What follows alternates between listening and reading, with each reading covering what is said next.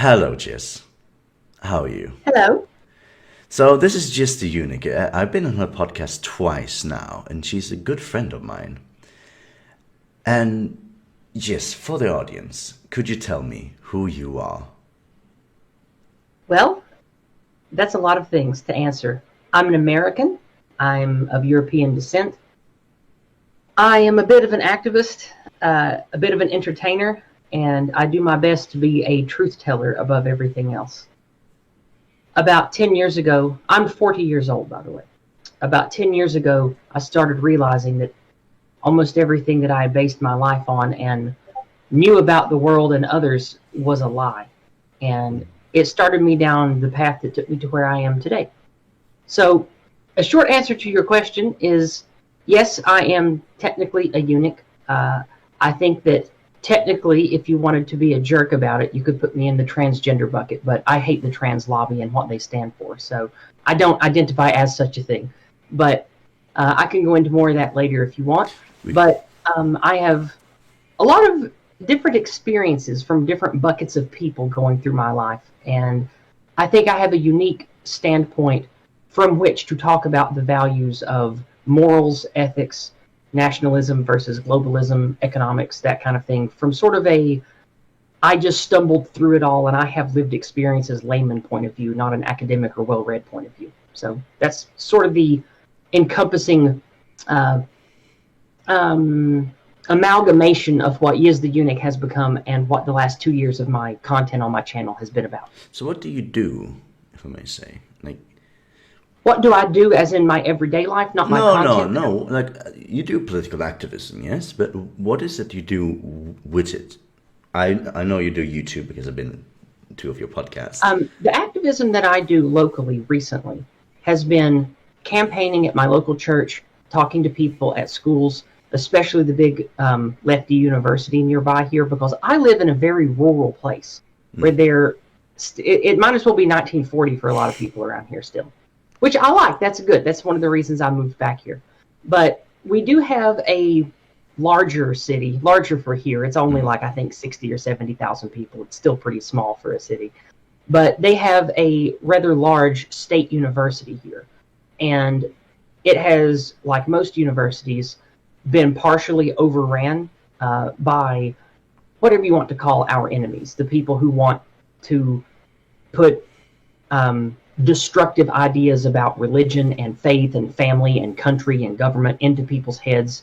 You want to call them Marxists or whatever. You know that recently I started using a lot of Jason Kuna's Go Free lexicon. So what I'm talking about is the anti-Western or anti-white narrative stuff. And who Marxism, may this Jason globalism. Kuna be? Who is this person? For the audience, who is this person? Jason Kuna is a white, well, he's a white well-being advocate and activist, and he's an author.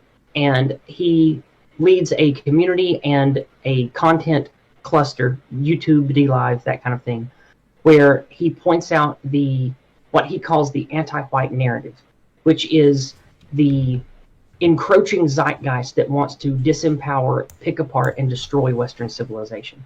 And calling it anti-white is a mix of a simplified version of things, because white is basically synonymous with European, and saying white is a very racially charged word these days, and it's a very good tool for snappily saying exactly what you're talking about and getting people's back brain to know what you're getting at. So when I say anti-white narrative, I get it from Jason Kuna because I've learned a lot about his lexicon and dialectics for talking about the amalgamation of enemies that we have here in the West. Whether it be a Marxist professor or some Antifa puke on the street or organized black bloc in France, something like that. We have a lot of elements from rich people to poor people, from the street to universities, that hate Western kind and hate our values and our way of life that we've cultivated for the last several hundred years. And they are our enemies.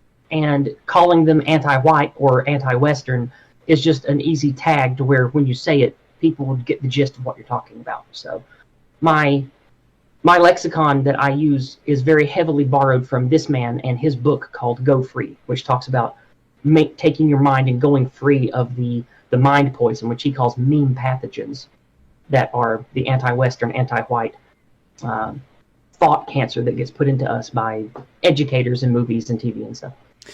So when did you hear about this person? Like, yeah. I picked him up about 8 months ago, maybe 7 months ago, and I learned of his book and I got it. And it's easy for even someone like me to read. And I say that not because I'm stupid, but because I have ADHD and another mental problem I don't take medication for. So it's very hard for me to read. But I muscled through it. I got through the book. I keep it on my nightstand as a reference book. It's easy to read because it's more like a mix of a textbook and a self-help book. It's not like a novel. So it's easier for me to read because it's nicely bullet pointed and organized out into different sections to help someone like me better categorize and talk about the actions and the people and the thoughts that specifically are to destroy and weaken Western kind. And I really like his book for that, because about 2 years before I even knew he existed, I was already coming to some of these terms and thoughts on my own. But he's been at this for 20 years, so his lexicon and the way he's got everything laid out is just so much better than everything I'd come up with so far. So I'm guessing, in a way, you used his words without knowing him before. Well, I mean, sort of. I was already talking about white guilt. I was already talking about how it seems that there's some connection between the different groups of things like intersectional feminism. Why is intersectional feminism and then Antifa and then communist stuff all seemingly being wielded by rich people that all these groups should hate because they talk about, the evil white man and the super capitalist and all that. How are they all connected? Why is it all connected? It's because they are all in service to doing harm to Western kind and Western civilization. And that's sort of what led me to his cluster and using his lexicon. But you deem, it's interesting how you view sort of the enemy, but you view them, you say the rich a lot. Mm-hmm. The rich and powerful. Rich is not necessarily a bad thing, but I do believe that there's a lot of value in breaking patriotism, national sovereignty. There's a lot of value in destroying the backbone of the West, small businesses, church, religion, family.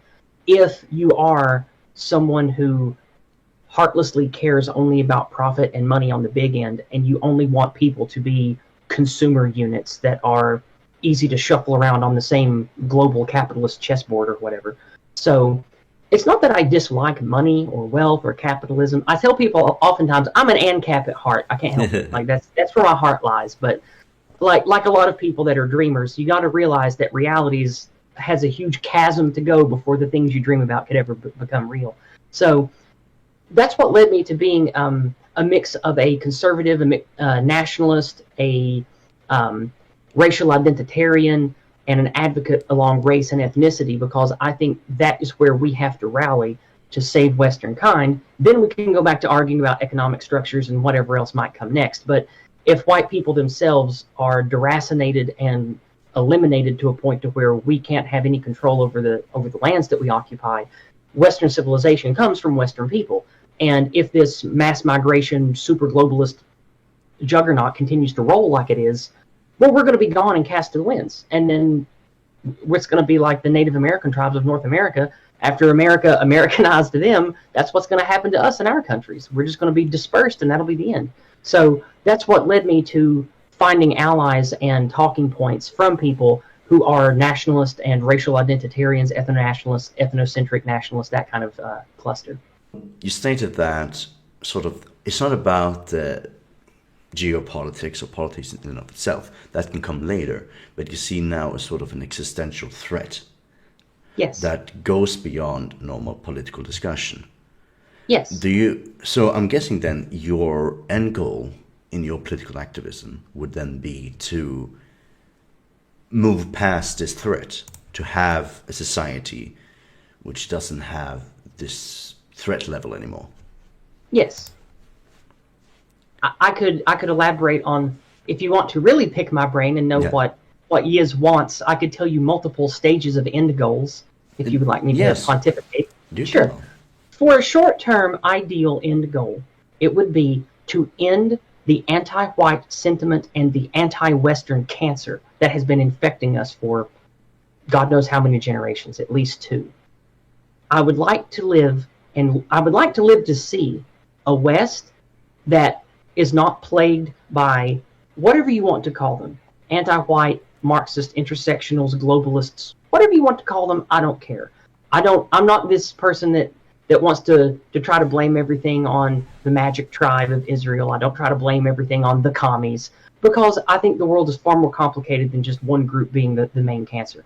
I think that we have a growing mix of Sovietism and religious and capitalist split, like id and ego. You've heard the shadow is your negative self that will plague you and pull you back.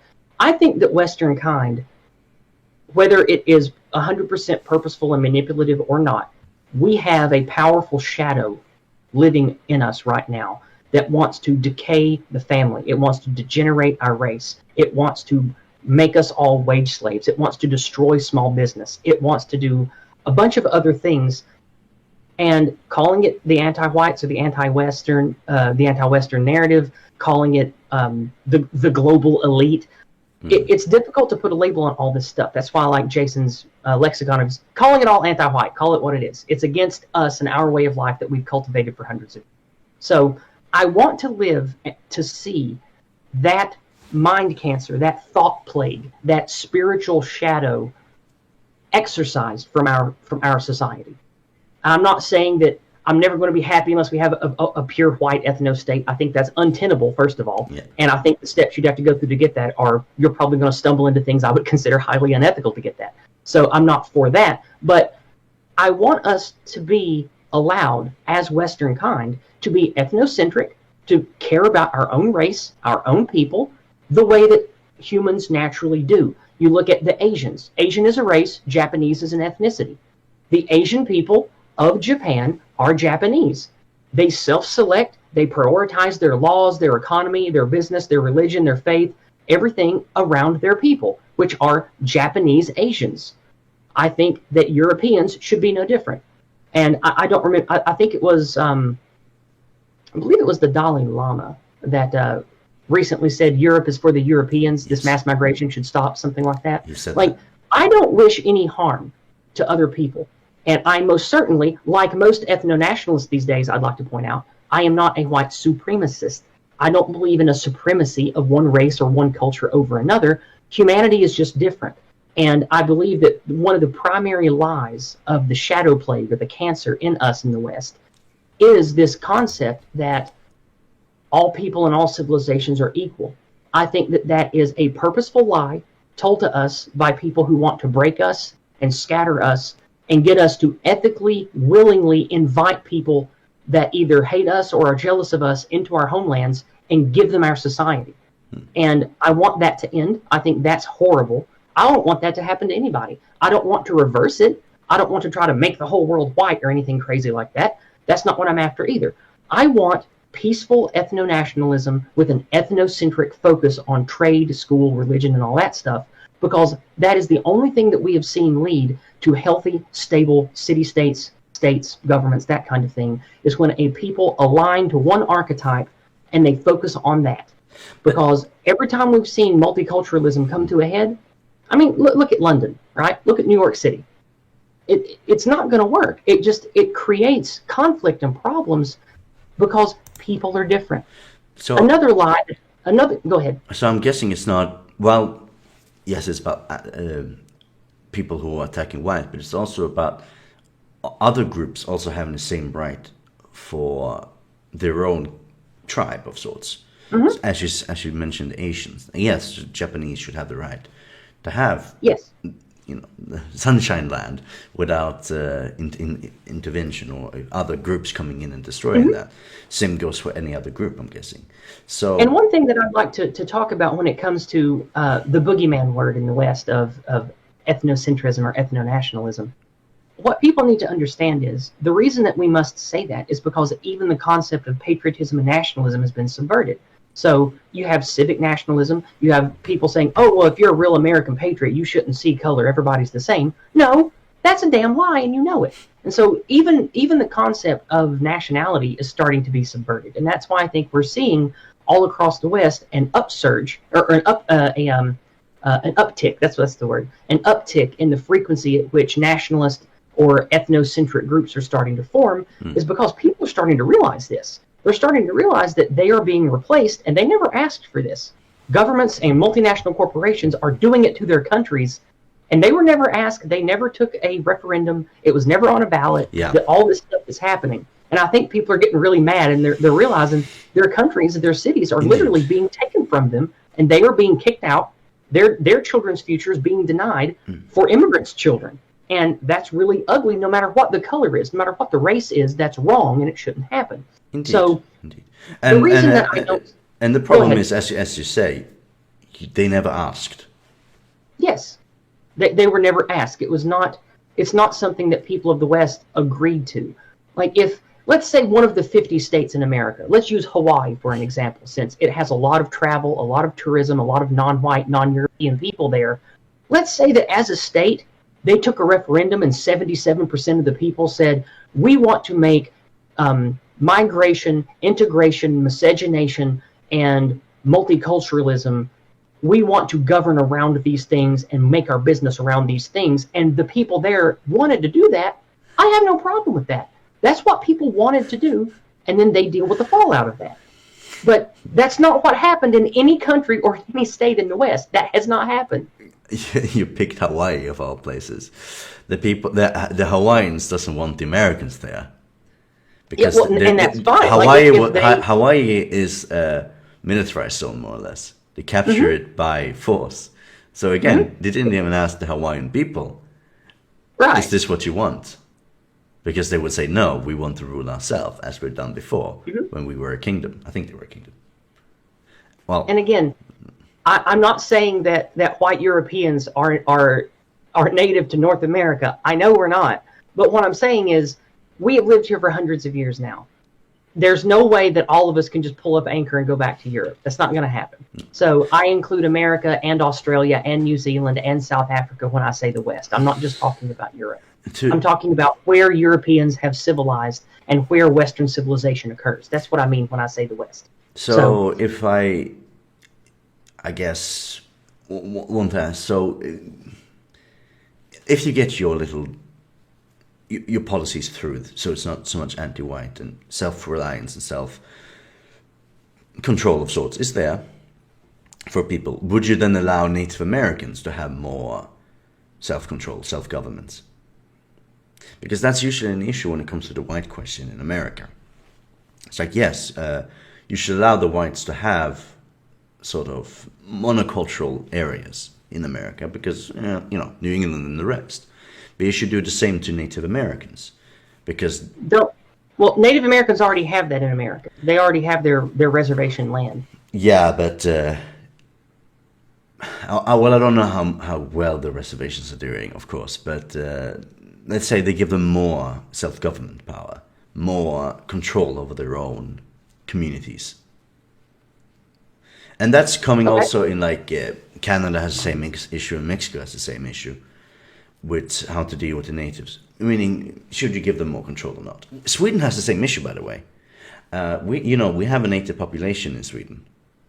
We are not, we're natives, but we're not the original natives because we are Indo-European. We come here with our chariots up to Scandinavia. But before that, there were sort of Inuit people, or Siberian people. I don't know exactly what they call again. The group of native European that's on glacier area up top, which we call Sami. And we had the same fight as Native Americans have. Like, how much self-control are they allowed to have? We have given them their own little self-ruling of sorts, but nothing comes from it. They can't overpower the government. If the Swedish population tells them to leave an area or to not mess with our mining, and we have a lot of iron mines up there, they can't do anything about it. They're fucked in both judge, if they go to court, they're fucked there, and they're fucked in policies. So should we give them more power to have it sort of if if you care That's about self-ruling. that is outside my purview, and I don't know how to answer that. I'm sorry. I am concerned about Western kind, European people, and ending the plague against us, ending the anti-whiteism against us.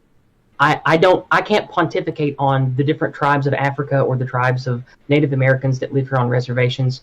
I'm not concerned with them. I'm concerned with us. And I don't want them to suffer, but I haven't put any thought towards how to cultivate them or give them things in the future, because we are still probably generations away from anything that I would consider a victory with all that we have ahead of us. So if you recall earlier in the conversation, I said I could give you different stages of desired end goals for my thoughts. I didn't even get to the first one, really. No, sorry. That's okay. This is a fun conversation.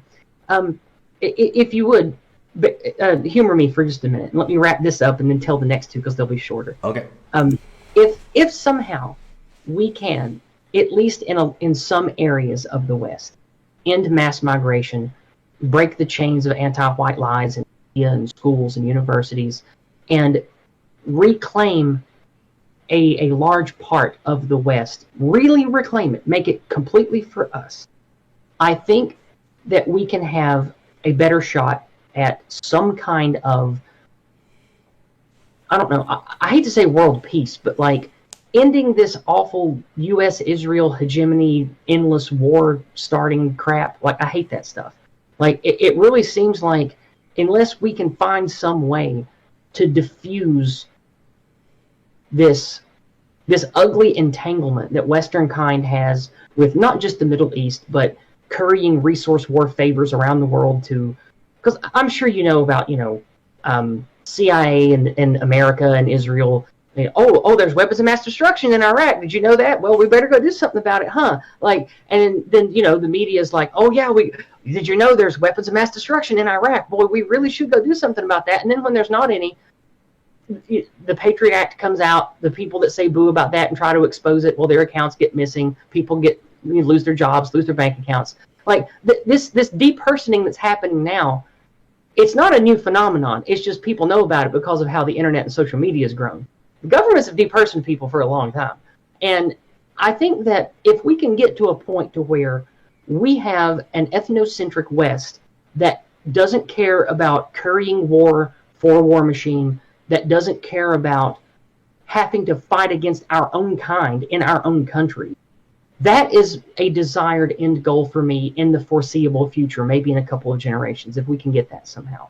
Now, the next end goal, which of course I won't be alive for unless something crazy or magical happens, would be ethnocentric focus brings an end to war as technology ramps up, and we get to a place where we might have something like cold fusion. We might have a way to synthesize some unknown protein that helps feed everyone in the world while also not creating massive amounts of methane waste or whatever. So maybe, just maybe, if we can avoid disastrous world war and global homogenization to destroy ethnicities enough, then hopefully we can get to a point to where we can have some kind of massive ramp up in technology to allow our people to escape this rock and go elsewhere. And then I don't really care much about what happens to Earth. It would be sad to lose it, but if we can actually start colonizing and building other worlds, that is a wonderful end goal for me. That's the second end goal.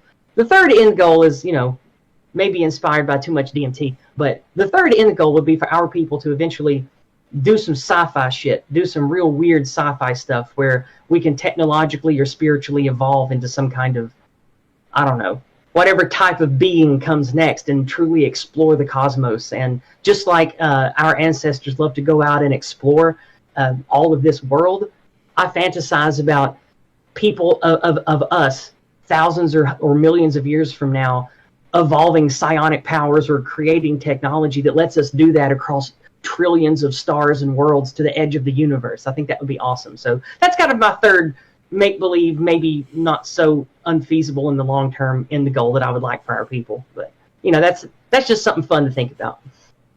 Yeah, that's a joke. So your end goal is to put DMT in the water supply so everybody gets high and dream about this.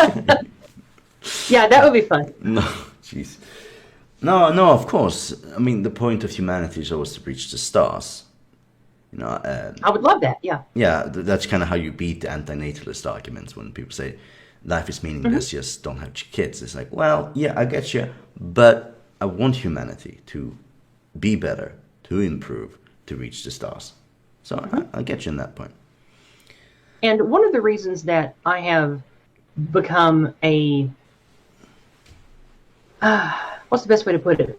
I am an advocate for white well-being, but I also am a bit of a Western chauvinist, because when I look at the last 200 years and I see the technological, sociological, and trade growth that has come from Western civilization, it has changed everything, and it has basically ended poverty. It has dramatically ended slavery. It has dramatically improved everything about life on planet Earth, and it's largely because of European people. And I would hate to see us as a people be deracinated and eventually destroyed and cast to the winds. I just think that would be a very tragic thing, and it would be terrible for the sentient beings of planet Earth. And you don't believe another group could eventually reach the same level? Oh, I think that it's possible, but it just wouldn't be Western civilization, and it wouldn't be what we have now. Because Asia has lots of advanced civilization. There's civilization in India that goes back, I think, 7,000 years, maybe 6,000, I don't remember. There are, of course, non-European, non-white places that have ancient civilization and have gone through many different steps of civilization. And I'm not saying that it's completely impossible, if white people are gone, for us to ever reach the stars. We are such a beautiful expression and a beautiful part of sentient life and the evolution, the sociological, technological evolution of this planet. I would hate for us to go extinct and disappear. I think that would just be sad, to be a tragedy. And I bet a lot of non-white people would agree with that too. I'm just guessing. Yeah, they do. Some do. It's still interesting how do one reach this? Like, how does one actually reach to remove sort of the anti-white policies that are existing? I have lots of ideas about that.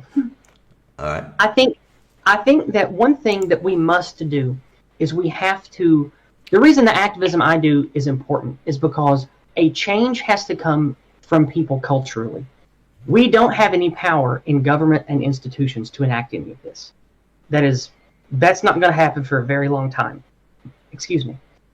I think what we have to do is start local community, families, pulling children out of schools, teaching people the truth of things, cultivating a real ethnic, racial unity in different clusters all throughout the West. We have to start on the ground, breaking the chains and ending the lies of white guilt. And furthermore, we need to preach the idea that we are Western kind. And whatever form that takes, you could be an Italian, you could be a Swede, you could be from Scotland, but you're still racially a European. And through that, we have some kind of connection. We are part of Western civilization. And I think that people need to realize that's not just a piece of history, that's spiritually and mentally and genetically part of you. And you should embrace that and nurture that. Just like how a muscle that you don't exercise atrophies. I think spiritually and mentally, we have let our racial, ethnic, and spiritual identity as Western kind atrophy for many reasons. Progressivism reasons, atheism reasons, hedonism reasons, all these reasons that have sort of stripped a serious moral, ethical, spiritual sense of identity out of us as people. I think we need to start enkindling that again and building that up again. And I think that you do that on the local level. Like, that's not something that you can enforce with policy. But aren't you worried? So let's hypothetically speak that you get some of your narratives in, which is good and all. You would want Germans to be with the Germans, Swedes to be with Swedes, Italians to be with Italians, right? You don't. Say that again. I would want what with what? You want groups, sort of Swedes, Germans, Italians, to be with their own and not intermingled, right? I mean, if they want to, that's fine. I don't think that it is unethical for a German to marry a Swede or whatever. That's not what I'm saying. I'm saying that we need to teach our children and the people in our society to be prideful, connected, happy, together, unified in what we are.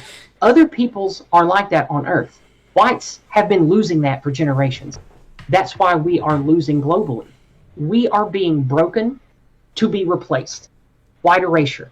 That is the goal of whatever this clustered zeitgeist is that wants to break us and strip us of meaning, strip us of what we are as Western kind. And I think that the way you fight that is with strong nationalism, patriotism, having pride and unity in your race and your ethnicity, language, and your cultural history, and teaching the people around you, your children, that it is good to have meaning and fulfillment in those things, and to propagate that, to be proud of it going forward, because if you're not, you're going to be replaced by people who are unified along those lines and who do have a passion to push that into the future because they believe in it. And I think that's what most of Western kind have lost in the last 2 or 3 generations. Yeah, but the concern is saying, whites, I mean, Europeans, who are intelligent, they don't really like the word white people. It's an American concept. Okay, I say it because it's shorthand and easy just for the word European. Well, yeah. Well, again, Europeans don't like to everyone. Yeah, well, they like the word European, of course, but they don't like to be united with the rest of the Europeans in sort of cultural. Well, for sake of this conversation, you can replace my usage of the word white with European people, and it will change nothing. No, I know. I'm trying to provoke and try to get you to see things. I'm trying to jacket you. I don't want to just be a doll that goes like, because that's boring. That's boring. Criticize, that's boring. Jack, however you want, please. So please. It'll help me think better. But again, let's say your policies goes through. Wouldn't you be worried of sort of chauvinism in Europe? Because we have a lot of wars and we had a lot of conflicts because of European chauvinism. Germans decided that all of Europe belongs to Germany. Same with the Holy Roman Empire, with Napoleon, the rest. But we don't like each other. We never really, Europe has never been united with one ruler ever, and that's kind of how it's built up to be. When I talk about ethnocentric nationalism, I'm not saying that we should create a race-based Soviet empire or a ethnicity-based European Union and unify us all under one government. I think that's ludicrous and will never happen. Well, when I talk about ethno-nationalism or ethnocentrism, I mean each country, each group needs to be that way. I'm fine with Germans being in Germany. I'm fine with Sweden still being Sweden. I don't want to break down country barriers and unify us all like the National Socialists of Germany in the 30s did. That's not what I'm talking about. I mean that as peoples in our white or European-based countries, we need to enkindle a passion and a unity in simply what we are that all other groups still have that we have been stripped of.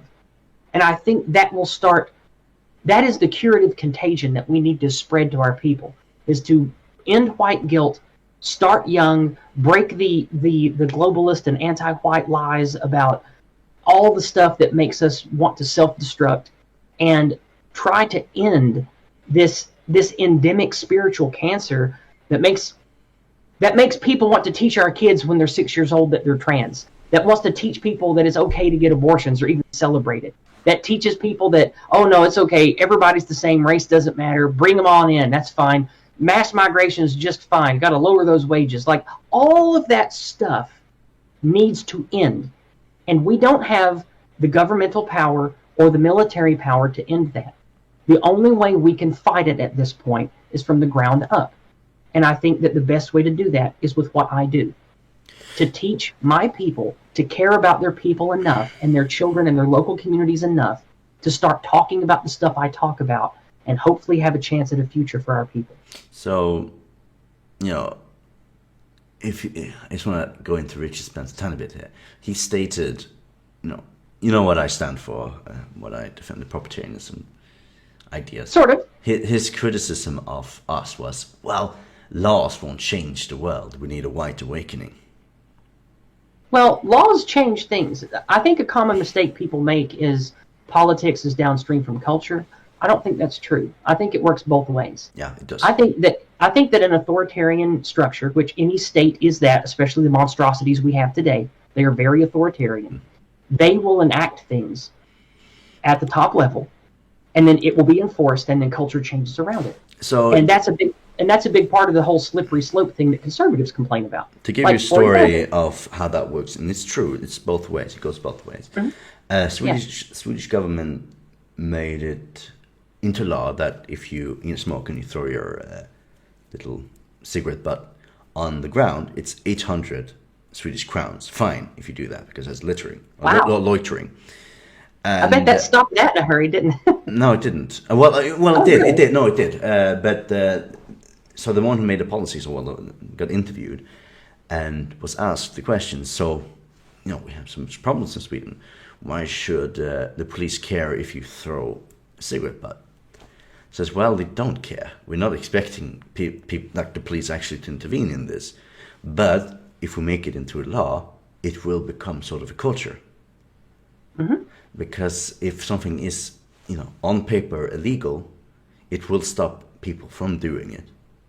Mm-hmm. Sometimes little by little, but it will stop them. Sure, some are rebels and will continue throwing it. Yeah, sometimes it works, sometimes it doesn't. A good example of that not working is prohibition in America, where they tried to outlaw alcohol. That didn't work. But that's also too big. That's too big. It was so big, and also in America, lots of impossible to patrol area where people could make booze illegally, and so that failed. So again, I don't think anything about this culture versus politics making change. It's not 100% one way or the other, but both are possible, and we have plenty of examples where both have also failed too.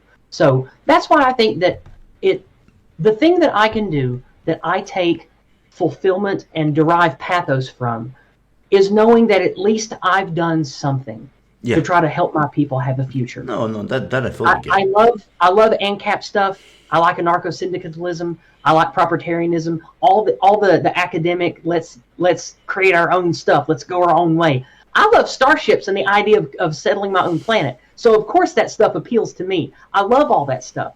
But the reason I moved away from that camp of ideas is because I see them as a dead-end path from where we are right now.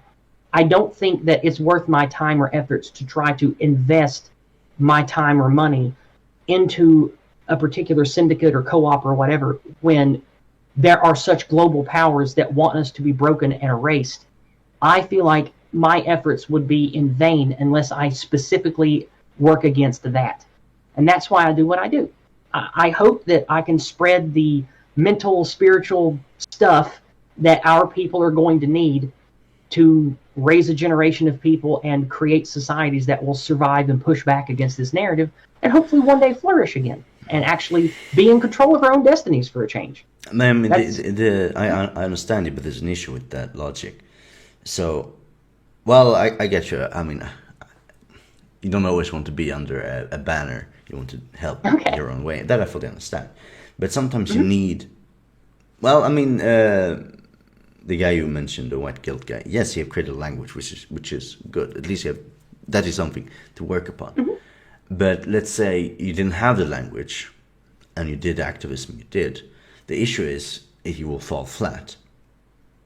Because if you don't teach a language to the people you are trying to convey or you want to define it as, then once they have the rally spirit, nothing will come from it because there's no language they can use. So the way I view proprietarianism is it's we have a few good concepts, but it's a language, it's a tool we can give people. So if people want to rally, for example, under our banner, which I don't like rallies in the first place, but let's say they do, at least now they have an other set of tools they can use, so they can teach that to other people, and through that we can learn. But if you do I'm going to shit on Spencer a lot, but I don't like Spencer. I don't care for him either. I think I wouldn't trust him as far as I can throw him. I think he's a disingenuous snake that doesn't really care about our people. Definitely. I'm probably going to talk to him one day. It's going to be interesting, but definitely. I always worry I'm going to lose followers or have somebody yell at me for not liking Spencer. It hasn't happened yet, so maybe he's not very well liked. I mean, he's not very well liked. He's been a Whoopi Goldberg show. It's like, come on. I think the main thing that I don't like about Spencer is he believes that things will be okay if we just take control of the state as it is now. And I'm like, that's not an answer. It'll be just as shitty if you take control of it as it is now. 100%. But the issue with him and his two little rallies, they didn't have any sort of instrument to work upon. It was just a lot of screaming. You know, what the hell did they say? That, well, United Right and Charlottesville. They said a lot of things, but they didn't say anything you can use. It's like after the rally, it's like, okay, what now? What can I now do? Someone who's interested. So that's what you're asking me is the now what question, or what comes? No. I'm just pointing out that. I mean, I say that you actually have a language now that is created by White Guild. I don't know White Guild. That's good. That's something, that's an instrument you can work upon. Now, I don't fully agree with the instrument, but that doesn't matter. It's an instrument, sure, at least, so it's something. The issue Spencer did, for example, and the trap we shouldn't fall in, is if you don't have an instrument, the now what question comes along, and then it just falls out flat. And a lot of rallies that do that makes the same mistake. So there was we're following the South Africans quite a lot. There was a rally in South Africa about white farmers, like the killing of white farmers. Against it. It's like, oh yeah, okay, now you have a few hundred people going, okay, good, now it's over. All right, so the only thing you did, you felt good about yourself, you rallied, and more people are dying. Congratulations. Your rally killed people. It didn't save people, it killed people. It didn't create awareness, it just killed people. Because you have no instrument, you have no goal more than, I want to save. Yeah, I want to save. It's not an instrument. That's a pathos, that's an emotional thing that makes you feel good. Or feel bad sometimes, that's also a circle jerk, but it's not a solution. If activism or rally, as you do as well, is going to happen in an instrument. To point out, I don't rally, I don't do like Charlottesville activism. That's not what I'm talking about. The activism I do is activism as sending emails, arguing with people, going to universities, finding out who the actual evil anti-whites are, trying to get them fired, that kind of thing. Yeah, but that's also it's also because you have a language. It's possible. But again, without the language in that, it's impossible. Because you can go to university, spend your time going like, help the whites. But if you don't have a solution or a language or an instrument, nothing comes from it. So it's a compliment to you, but I'm just pointing it out to the audience as well. Well, maybe to sort of elaborate on this thread of conversation, my goal with all of this, like the what comes next or the what's the point of all this, the point of all of this isn't a particular governmental structure. It's not a particular end result of a ratio or a number of people on an ethnic, like, oh, well, once we get to 93%, blah, blah, blah, it's going to be fine. Like that, I don't care about all that. What I care about is white people having a future where we're in control of our own countries, our own land, and we don't have to worry about all the things that are trying to tear us apart and destroy us right now. So that's my goal. And I think that if more people that cared about Western civilization would start doing what I do, we would eventually get to the point to where we are not threatened by the anti-whites that call themselves progressives, the anti-Westerners that call themselves A, B, C, D, or E. Once we have enough children, enough communities, enough people that are raised with the meme curative, the curative contagion to fight back against that stuff, then we're going to be in control of our own destiny. But Germans will make whatever Germany becomes. The British will make whatever Britain becomes. Okay, the Canadians will make whatever Canada becomes. To criticize your approach a tiny bit, aren't you worried you're just giving your enemy ammunition? No. I'm not worried about that at all, because I don't think I am. But, again, the issue with Richard Spencer is the only thing he did that was he did nothing good. I was about to say, the only good thing he did, but he did nothing good. But the only thing he did... I can't name a single great thing he's done. Me neither. That's why I had to stop myself. I couldn't think of anything. Yeah. No, but what he did, he gave ammunition to the enemy with his rallies. Because they still, I mean, in the Trump debates with Biden and Trump, Biden still says, are you against white nationalists? Are you against tiki torch people? It's like, who the hell gives a damn? But that's what Spencer did, and those people. I understand they wanted to feel emotion, they wanted to feel some sort of unity, but he just created ammunition. I am not scared of that because of the language I use, because of how I identify, and because of how I carry myself. It is foolish for anyone to ever take up the title white nationalist, racist, white supremacist, Nazi, neo-Nazi, any of that stuff. I eschew that. I have never cared about that identity anyway. A lot of people that are in the white positive sphere or care about white people, they have this romanticization of the Third Reich and Germany and all of that. That's never been me. I don't have that. So I've never had the neo-Nazi label to worry about anyway. So going forward, though, I encourage everyone, if you care about white people at all, you stop all that mess. That is what you're talking about, becoming the villain, stepping into the traps that our enemies want us to step into. Like, for example, I'm never going to go and be a part of an armed militia that makes a stand against the government. That is a 100% way to get yourself killed or thrown in jail forever. Like, don't do that stuff. Even if you have 1,000 trained men and you think you're going to go defeat the Zionists and you're going to shoot up a synagogue and you're going to make a big point, no. You're going to get killed, your family's going to be sad, and everything you own is going to be seized by the government. You ain't going to accomplish anything for the white race. You're just throwing your life away and wasting people's time and money. Don't do that shit. So me and my people, the no white guilt crowd, the white positive community that's not connected to Jason, patriotic alternative in the United Kingdom, we promote white positivity, not negativity against others.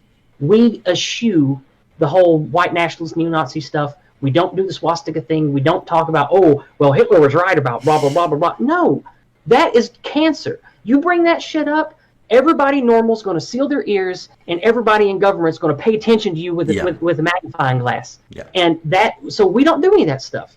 And a lot of us that are involved in ethno-nationalism now, we never cared about that stuff to begin with. Lord knows I didn't. I'm an American. I was raised to hate Nazis. You know, like a lot of people. So, like, I've never, despite the things that I think really are lies about the Holocaust, World War II narrative, I'm not a denier. I think that most of the stuff happens sort of the way that we've been told. But, of course, things have been embellished, and the victors of wars change things and that kind of shit. And, of course, you've got the certain lobby, which cannot be named, which always uses that as their original sin trump card for everything. So, clearly, we have a lot of sympathies, even if you're not of the neo-Nazi white nationalist people that were part of the white nationalist movement for years, which is a dead movement, by the way. Did you know that? The white nationalist movement as a movement has been dead for like 10 years or more. It is completely dead and gone. There is not one.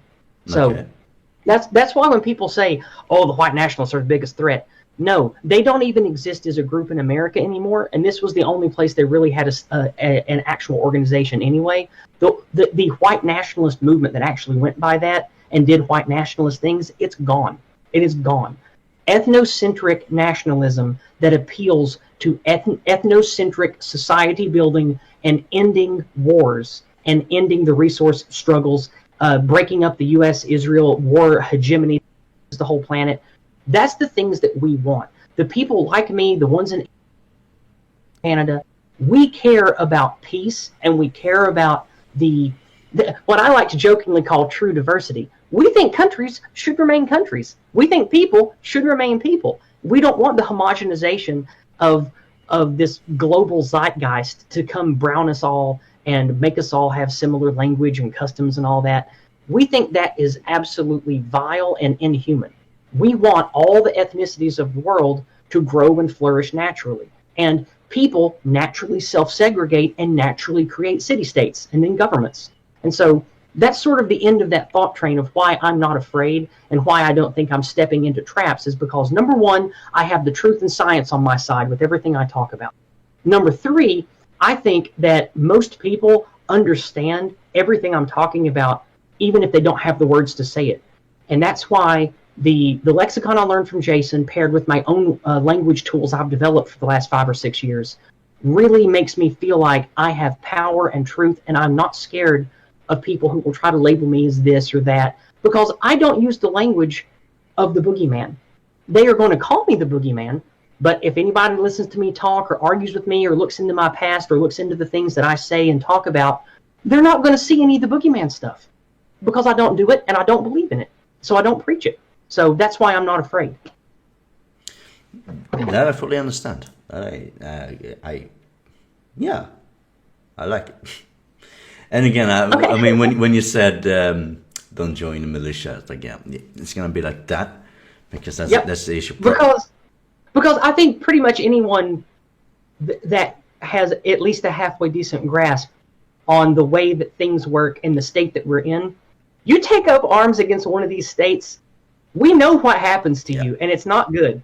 You're not going to get your way, even if you and 1,000 men stomp your feet and with your little rifles and you make a stand. Like, do you know what a drone is? Like, do you know what a missile is? Like, even if they don't want to kill you, they're just going to terminate your bank accounts. They'll wait for you to go to bed. They'll raid you. They'll take your stuff. Or they'll have your cousin or your wife or your sister or your son rat on you, and they'll come and take all your equipment, and then you're done. And then you've accomplished nothing for your people or your country or whatever it was. And you became a boogeyman. Yeah, it's not going to end well for you, and it's completely stupid. So I mean, this is the weird part about, like, Proud Boys, for example. They're not a militia group. Right. They're just an activist group of Western chauvinists. That's all. Yeah. But they've done enough. They've given enough ammunition to the enemy, even though the enemy creates spectral ammunition, fake ammunition. It's still ammunition. I started learning about Enrique Ontario about a year ago, Tim Pool. And recently, that guy was on Tim Pool's stream, and he talked a lot about the origin of the Proud Boys.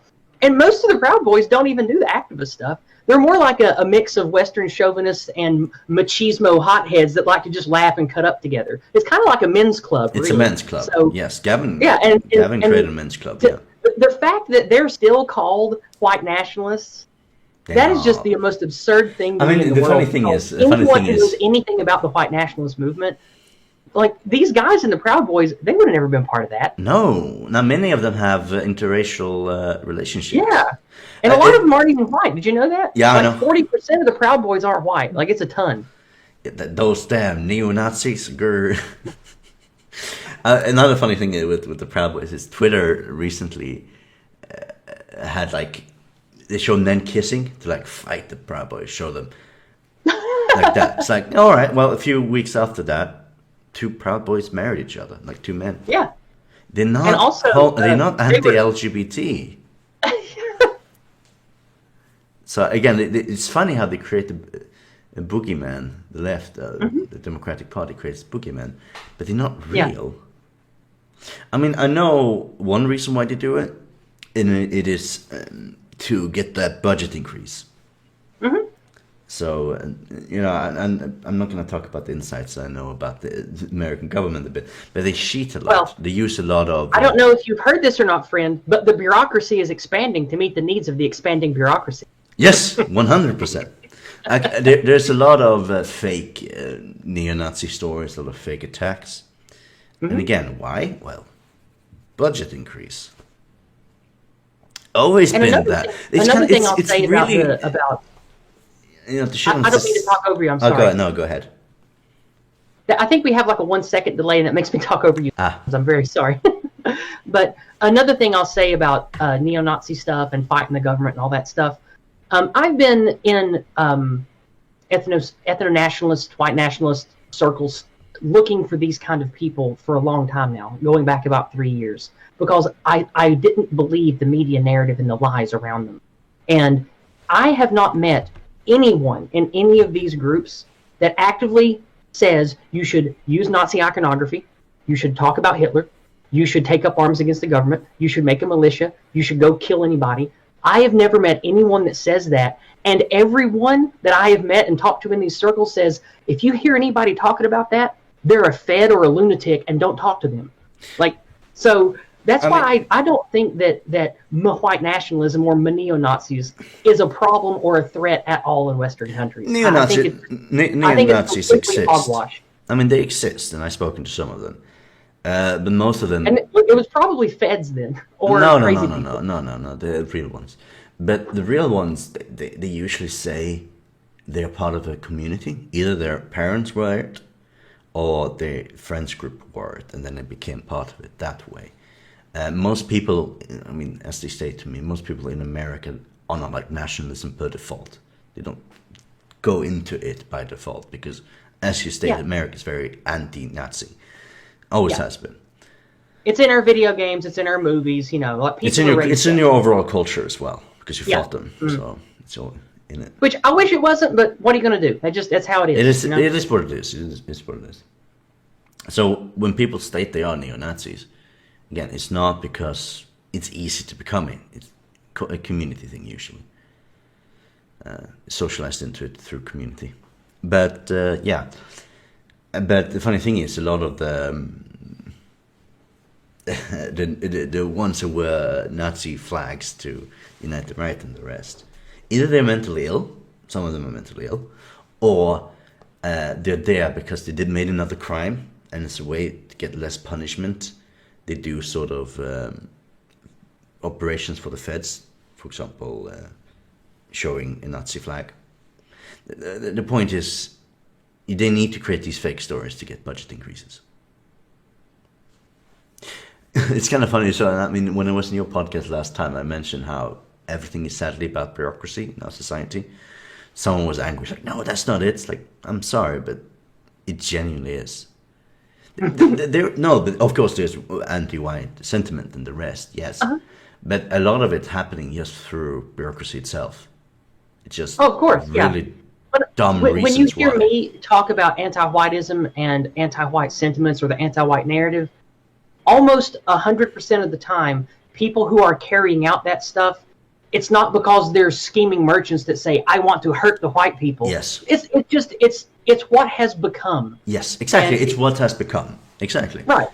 And I think that's why what I do will help, because I am unraveling what has become person by person, church by church, community by community, and carrying that forward, I think, is the best way to fight against that stuff. Because, like I tell people, I've come across people before that have a warrior spirit like me, but they think that, going out with a bang and being a statistic or, taking up arms. And I tell them every time, I sympathize with your valor and your desire to sacrifice yourself to make change.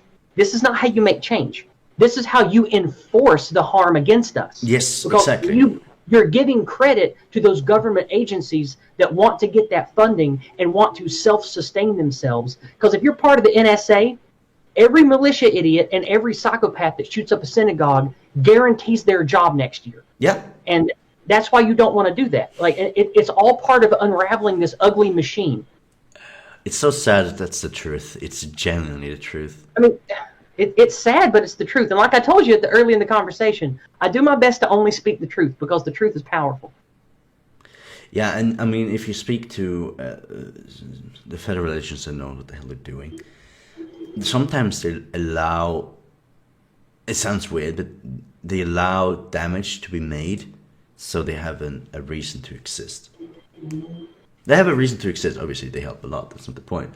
But sometimes they allow the communists, let's say 90s in Germany, they allowed them to go a bit further. They could have done a raid against them early on and just destroy them and they would never be an issue.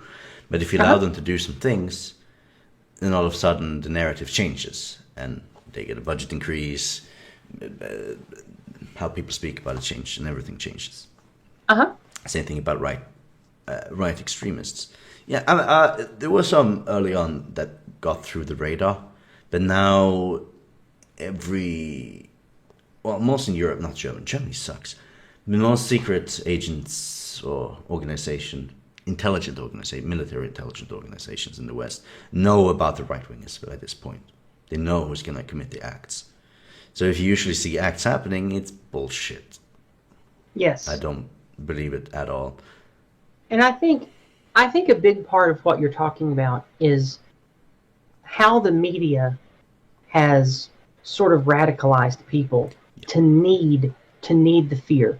And Yes. I think that's why the anti-Western global elite, like the World Economic Forum people, I think that's why they're capitalizing on the COVID pandemic, because they're like, hey, for the last 10 or 15 years, people in the West have been used to having this hot button thing to be angry or scared about over and over and over again because of media. And I think that that's why we've seen the pandemic manifest as lockdowns the way it has with all the fear mongering, is because, like we talked about, it might not even be on purpose. It's just the machine, like an AI, the zeitgeist machine learns from behavior, and then that's what it chases to gobble. Yeah. And people have been conditioned to need that boogeyman, to need Yes. that fear. They need that plague or that neo-Nazi or whatever to be scared of. To give you an example why I don't trust media much anymore, it's not their fault. It's the zeitgeist boogeyman that go. So I don't blame them. They do what they have to do. But so No, don't say they do what they have to do. No, they don't have to. Okay, they don't I have still to. hold people accountable, even if they're ignorant. Fair enough. Fair enough. But someone I knew back in the day was arrested. He's a terrorist, but he's very anti-white. Like he's just like, yeah, let's nuke the world, and from the nuclear explosions, he's one of the worst people. But it's sort of he just wants to see it all burn and destroy everything. yes, and from the destruction, regrowth. It comes from Kali. It's a Hindu goddess that through destruction comes creation. Yes, I'm familiar with that narrative, but I think that that's completely stupid. Yes, I don't like that. but so he's that person, and he created terror. Well, they stopped him before he did, but he was trying to create terror acts, and again, completely anti-white. He doesn't give a shit about white people. All right, he's arrested. He's in jail. All right, what did the media write about him?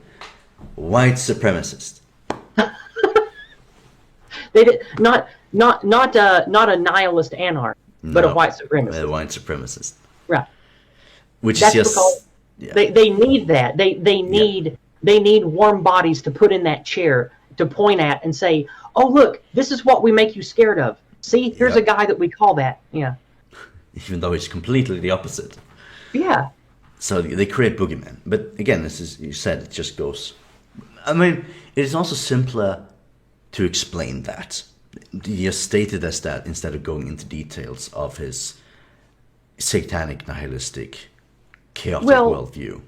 See, it is more simplistic, but I don't give a pass to anyone in the media that calls somebody these boogeyman terms when they know better, and they can spend 5 minutes to learn better and then call him what he really is. Yep. They don't get a pass. They are evil and guilty for that. Yep, I agree. But sadly, that's just how things are. And we have to kind of, that's, one thing I do think it's good to stop, it's both within journalism and politics, is to stop the social climbing. Because the people, so there are different behaviors of people. Everyone, they will exist in any form. But I don't want the people who are social climbers, lie as social climbers, do anything to get up the ladder, to be within journalism or politics. Because I think that's the problem with our structure, is because our journalism and all of our governments, the way that they have evolved over the last 100 years, they only self-select for those rotten people you're talking about. Exactly. Yeah. That has to change. Mm-hmm. So to become a journalist must be harder. But we give it more prestige, more. If you're a journalist, you're supposed to be like, wow, that should be like top of society. Should be. Mm-hmm. It's not today. Now it's all about. Should be. now it's all clickbaity shit. But it should be. But it should also become hard to become one, and they should be under a lot of they should always have a watchful eye on them, so they don't talk about bullshit.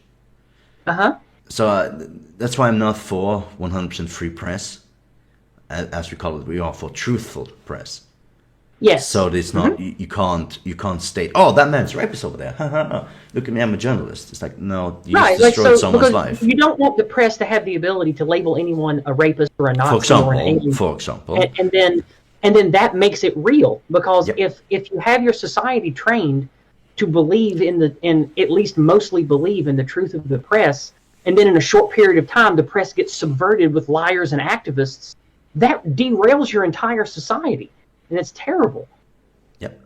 We also have ideas of, politicians shouldn't be, if they're politicians, they should be politicians, but not social climbers, they're doing it for a reason. But also, if you become a politician or politically active, you should be removed from certain other aspects. So you shouldn't be allowed to be a lawyer and politically active.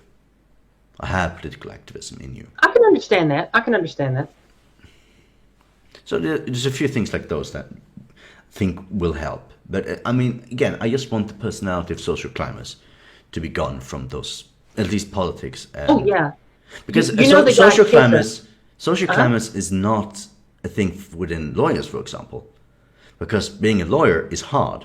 Social climbers are good social skills. It requires competency. Exactly. So I just want that it requires competency in politics and not politics, in lawmaking, policy making, and in journalism. One of the things that I talked to that guy Kizza that you know the guy that has his radical ideas from Britain that we both disagree with a lot. One of the things I talked to him a lot about is how once we can have any measure of power over changing our society for the better, I think one of the things that we should do is change the way that both local and federally appointed people are appointed. Instead of having just, hey, everybody gets to go vote, you have to vet people. You have to say, oh, you want to be a politician that runs for this burg or this city or this community. Well, you have to take a course on this community's history and interests. Yep. Well, you have to pass it, and all of this stuff is only created by those people you plan to represent. And then you have to pass a competency course of, personality test, mental acuity, how devoted you are, and all of that. And then and only then are you allowed to even run. Like, that's just the bar for being able to want the position. And then after that, everyone has a competency test and has to be tested on that stuff every year or two to make sure they still represent the people that they're supposed to represent, and they're still competent to do it by the judgment of the people they represent. I think that would keep politics and media a lot more honest if we could somehow create that instead of the way that we have it now. Yeah, so satanic Republicans doesn't become... Yeah, so the satanic tranny doesn't accidentally become a conservative representative. Yeah, exactly. Yeah. Gosh. Yeah, no, I fully agree. That's a funny story. For people listening who don't know, that happened on the west coast of America. This transgender woman, just to make a point, openly declared herself a Satanist and transgender, and then ran for a Republican seat. And because no one paid attention and nobody cared, and it was a Republican voting area, she won the nomination. Just because people don't care and they go vote for no reason and just vote like they've always had. We have to change that. Like, in a society that I got to organize, democracy would be off the table. The only people who would get a vote in what's going on are people who also pass a competency test to prove they know what's going on and are invested in the body that they're voting in. Like, for example, you can't be an immigrant that has no stakes. You can't be a person who is a net negative to your area monetarily. Only one vote per landowner or per household, that kind of thing. Like, I think that kind of structuring around who has a say and who gets to run, I think would dramatically change the type of scumbag that our systems attract now. Yeah, definitely. Reform of that sort is needed in a way. It's always going to be hard. The test is always going to be hard because who makes the test? So it's always always going to be a bit of a struggle. But yeah, I mean, there should be harsher voting requirements. Mm-hmm. Like immigrants shouldn't be allowed to vote, not until they have been here for, let's say, 10 years and they have paid taxes, meaning they become a positive. One of the things I don't like about America is how so many people say voting is a right. Voting isn't a right. Like, if you're alone, naked on a desert island, you don't have the right to say what goes on in someone's government. That's not a right. No, but it's a bullshit statement. But the point is, is that democracy is the pinnacle of human political intervention. So therefore, it's your right. Meaning, if you want to keep this more good system going, you need to vote. It's like, it's not though. Of course it's not. No, I mean, You remember what I said earlier about wanting to reach the stars and evolve into another kind of human? Well, if anyone on Earth thinks that any structure or government or science we have now is the best that we're ever going to have, then they clearly haven't learned anything about history and human beings. We're always evolving and changing and creating better and different stuff. Yes, but that's a lot of modern Hegelians, the ones who believe in end of history, with the synthesis of the world. They believe a liberal democracy is the end of history. Well, you can go all the way back to the Enlightenment, and you have writers and philosophers talking about how we have achieved the ultimate state of blah, blah, blah, blah, blah. And then 50 years later, everything's different. Yep. It's like every single time. Yep. So I don't think that we are ever going to get to a point to where I'm going to think before I die, well, this is the best we're going to get. I guess we shouldn't try to change it anymore. So and that's another thing that makes me know that I am not going to step into the trap of people calling me a fascist or a neo-Nazi or whatever, is because I don't want any of the systems. I don't want anything that's come before, because it has all failed. It has all led to war, or it has all been consumed by bigger other structures that have led to war and death. I don't want any of them. I want something better.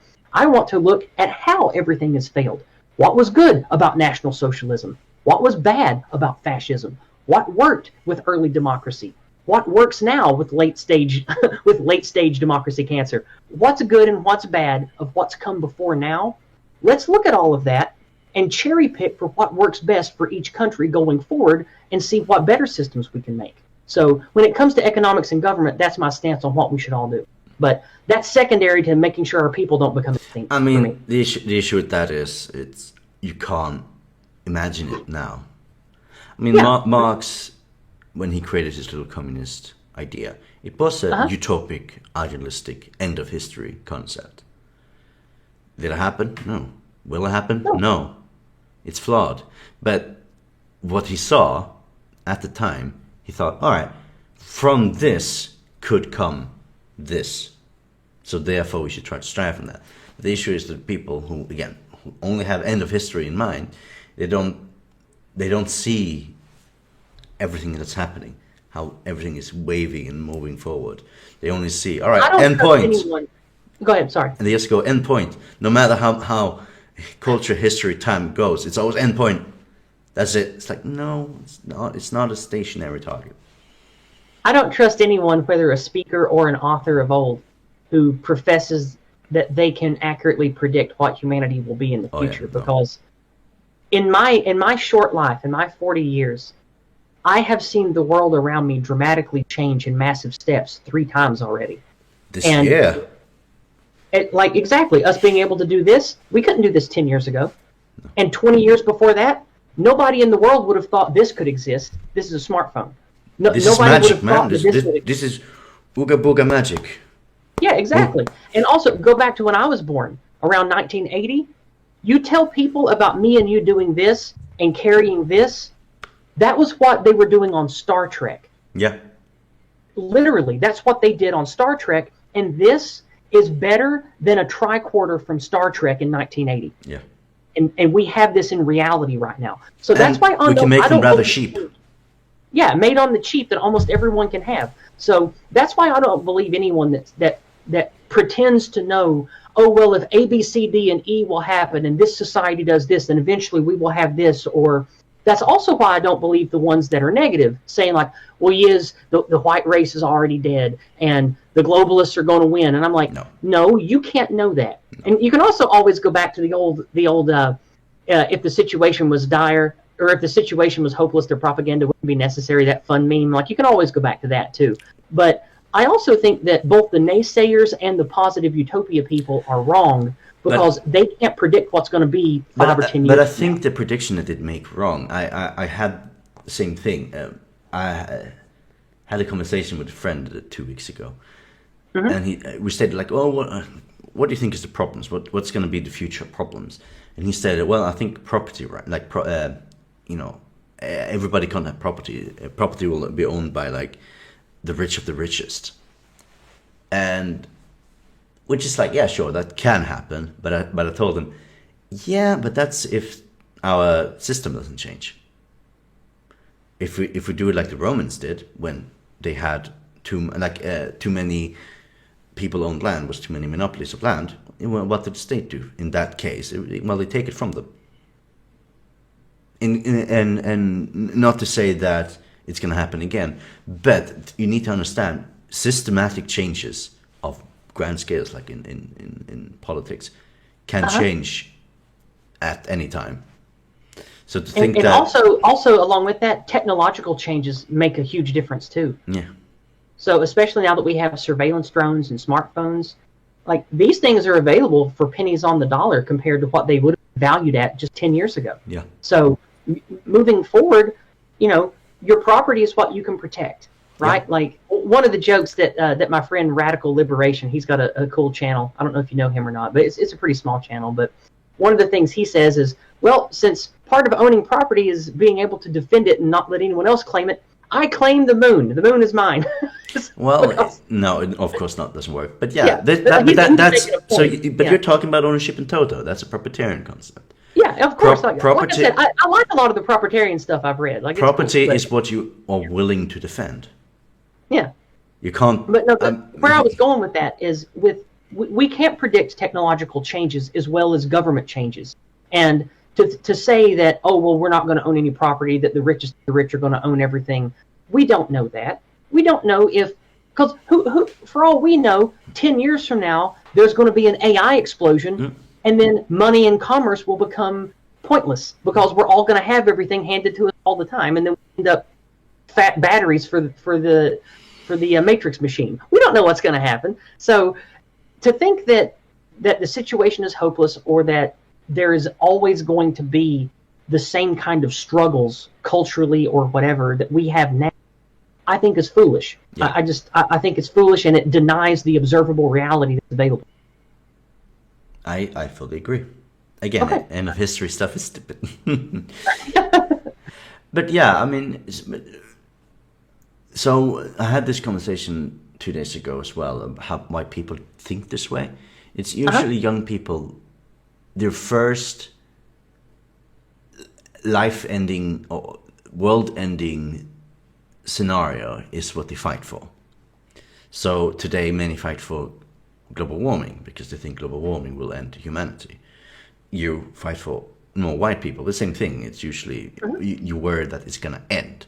That's the point. More specifically, I want the continuation of Western civilization, and I believe that is an outproduct of European people. But it's also you have it in your mindset that if you don't, there's a risk that Western civilization will fail. It will end, meaning it's an end.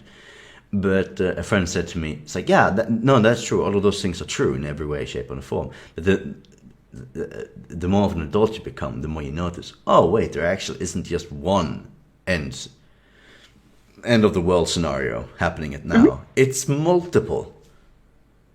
You can't fight them all. It's just the world is filled with end scenarios constantly in human history. Plagues, and meteorites, solar flares. We could be battling a world-ending disease and an asteroid hit at the same time. Yeah. So all of those things are always looming. The end of humanity is looming at every second. But the older you get and the more you get used to it, you just go, because you can't fight them all. You choose a fight. You know, some people choose to make sure that no meteorites comes and destroys us. If you'll let me speak just a moment about what we talked about earlier, about why I do what I do. Again, what we just talked about, nobody has the answers. I am not saying that I 100% know exactly what things will be like 10 years from now if I do nothing. Yeah. But I do know that if my worst fears for our people are true, 10 years from now, if I have done nothing, I will hate myself for not having done what I'm doing now. So I view what's going on as unquestionable fact about white people European people in European countries being replaced, and there being active mental agents in our schools, in our universities, that for some reason hate the societies they're part of and seek to destroy it for whatever reasons. Marxism or intersectionality or whatever you want to call it. And I believe that if we do nothing to combat that at a cultural level, they are going to win, because they actively campaign, they are activists, they are allowed to speak in media, they are put forward by people that are rich, they are championed by corporations. And unless we take measures against that and try to fight them in the psychological war that we're in, I think that that does very likely spell our doom. So again, I'm not saying 100%, but I would say like 98%. Based upon what I believe is observable fact or whatever. Yeah. And it's the battle you choose to fight, because you feel like that is the best. I wish more people would willingly campaign against this stuff, because it's going to take a lot of us marching to a similar tune and speaking similar things to push back against this mind plague.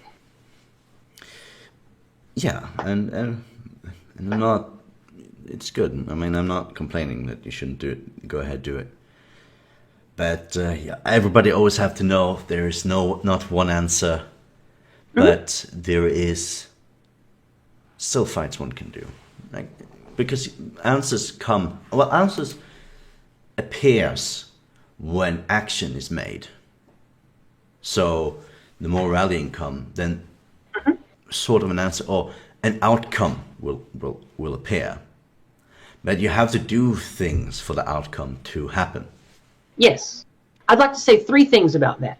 Okay. Number 1, I think that anyone who believes it's my way or the highway is probably too self-centered or egotistical to see that there could be multiple paths to working towards a similar goal. For example, I am not going to tell you that you are a complete and utter waste of a human unless you campaign an activist exactly the way that I want you to. I'm a waste of human. It's kidding. But you know, there are people, especially in the let's save the West clusters, they believe that it's my way or the highway. If you're not doing what I say, then you're an enemy of our people. Like, there are people like that out there. But I'm not like that. And I think that we can work on similar things while also working towards the same collective goal. Because I'm sure that you probably think Western civilization is a pretty good thing, right? Of course. Okay. And you don't want to see our people go extinct. You probably don't want to see any people, because that sucks, right? And so I just assume by default the things that you do with your life and your time would like to prevent both of those horrible things. So you are at least taking baby steps towards the things that I care about, even if you didn't know me. So, and I hope that with my words and my lexicon and the things that I hope are true that I share, I hope that inspires everyone to at least talk about and work towards the goals I want a little more, and then a little more, and then a little more. So that's the first thing. Number 2, you were talking about answers. And one of the things that I came up with that I don't know how profound it is, but I was proud of myself when I came up with it, was I'm not an academic. I don't come from an academic background. I'm autodidactic. I just love to learn stuff. And one of the things I started saying recently was, I don't have the answers, but I finally learned what questions to start asking. So I think that if we could all sort of take wisdom from that and realize ourselves are probably never going to have the absolute answers to the real big picture question. But if you learn to ask the right questions and start chiseling away at that problem, and enough people do it, then we can make real change. And that I was inspired to share that because of what you said about answers being emergent. Like, as people take action, the things that we should do emerge from that, and then we can find the answers. I think that's awesome. I believe that. And the third thing, I've completely forgotten. No, it's fine. I had a third thing I was going to share that happened to me recently or I talked about recently, but it's gone because I don't take my meds. So don't worry about it. We should start wrapping it up. It's been 1.5 hours. But I love this. We should do this again sometime and continue the conversation. And plus, that was a good final speech. So it's like, that really wrapped everything up. All right. So I'm happy. But any last thing you want to say to the audience? I want you to not believe anything I say. I want you to go dig and find your own answers. I share things that I believe are true. I do my best to only speak the truth, but the way I know they're true is because of all the digging I've done. I want you to challenge everything I say. Go to the internet, go to your friends, go dig into your old history books, your encyclopedias you can find at your grandma's house. Dig for your own answers. Don't just believe what me or anyone else says. Do your own homework. Because yes, I love followers. Yes, I love friends that will come and chat with me and leave me YouTube comments. But more than anything, I want the truth to be important. So when you see me do a video or talk thing or an ethnocultural thing, challenge me on it by going and seeing if I'm wrong. Make sure that what I'm saying is based in reality. Do your own research. That's how I became who I am today, was because I was such a skeptic. I didn't believe anything. And for years, I dug for my own answers, and I kept digging, and I kept digging. So I encourage everyone to do the same, because I believe you will find, if not the exact type of truth that I'm talking about, something close to it. So I guess that's my final little speech about things. It's a beautiful little speech. Thank you, Yizz, for coming on. And it was a nice talk. Now we know a little bit more about you. Yeah, of course. And we could, I would love to do more of these. This would be fun. We could probably have talked for hours upon hours, but you gotta keep it concise. Okay. All right. Well, thank you, Yizz, for coming. I'm just gonna end the recording. So goodbye, everybody. Bye.